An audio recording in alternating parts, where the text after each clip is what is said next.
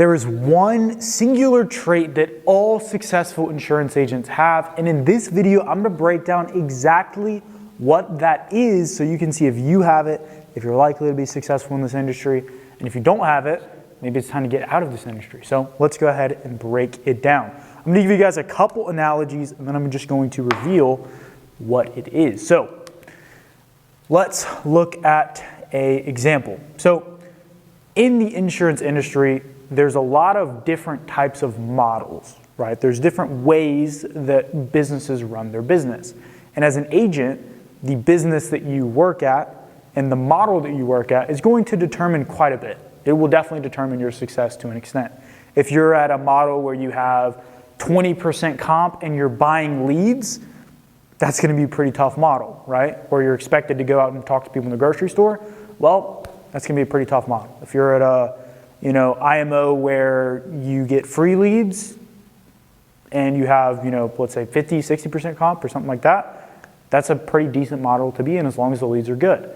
Or, there's tons of different models out there. I don't have to go into all the different models. You guys get it.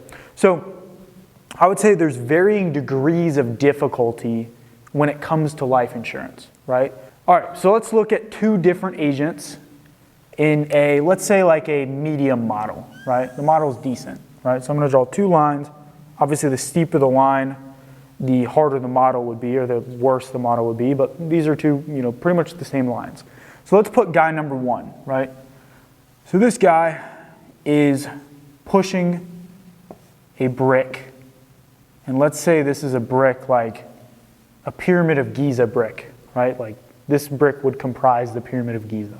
Let me actually draw an arm there, so he's pushing it, and remove that there. So this guy's pushing this with like all his might, just like shoving this brick up this hill.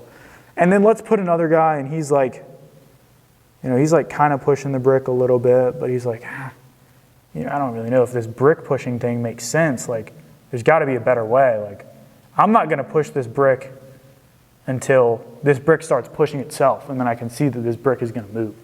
And he's just like, not really giving it anything.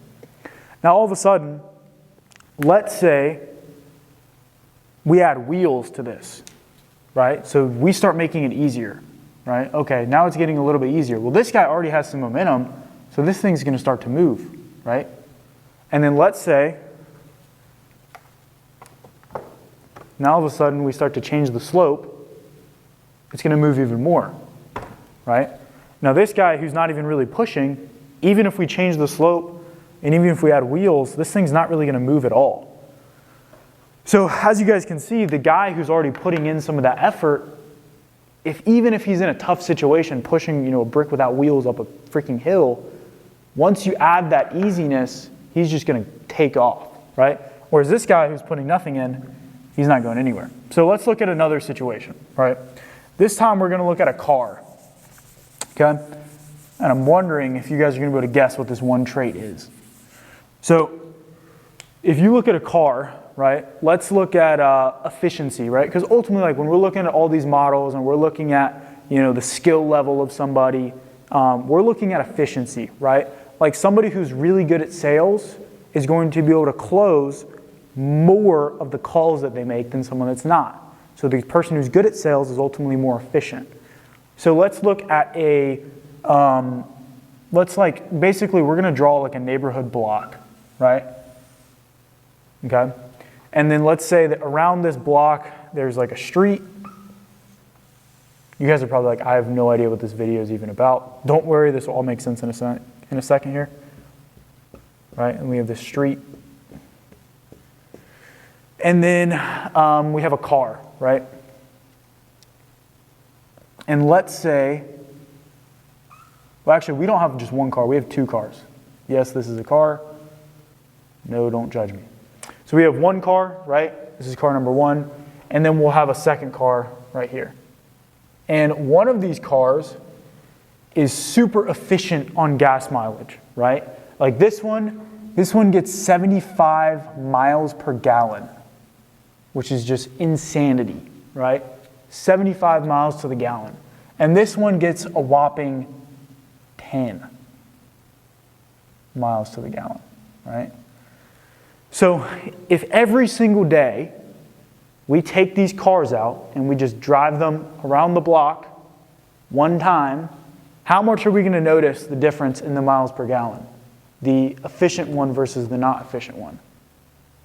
Not really at all, right? And if we take this car out and we just drive it around the block one time, and we take the 10 mile per gallon one and we drive it on the highway, yeah, we might have to stop for gas a little bit and it's going to be a little bit more efficient, but we're going to go really, really far if we're driving this thing on the highway every single day. And if we took this 75 mile to the gallon one on the highway, well, now we're going to actually start to see the difference of this one versus this one. But again, if this one drives more than this one, it's still going to go farther even though it's less efficient. So what's my point here, right? A lot of people, when we talk about the one trait that's going to make an insurance agent successful, they think, oh, it's the sales skills, or it's their people skills, or it's their ability to, talk on the phone or whatever. In reality, that's actually not it at all. The number one trait that determines if an agent is going to be successful or a person is going to be successful in this business, I'm going to grab my red pen here for emphasis. It's literally just pain tolerance.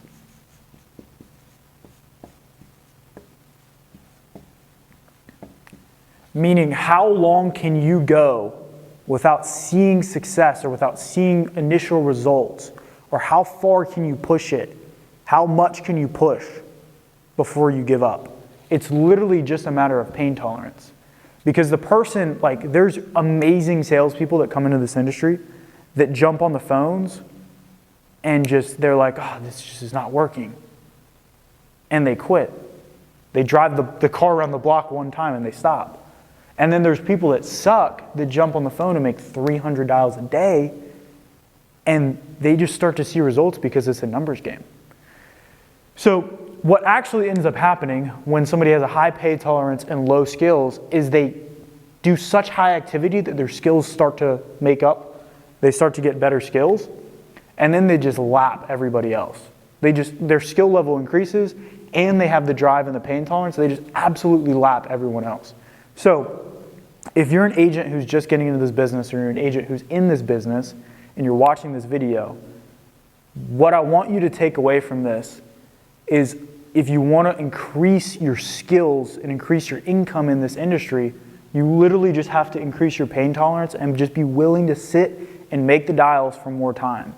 Because what you're going to notice is, once you're able to put in the high activity and just deal with that, when you start to add the efficiency things, like start to practice the objections, or start to learn the script, or you get better leads, those things are going to be magnified because the volume you're doing is so much higher. Again, as we saw with the 75 mile per gallon car, if it goes around the block one time, you don't notice a difference.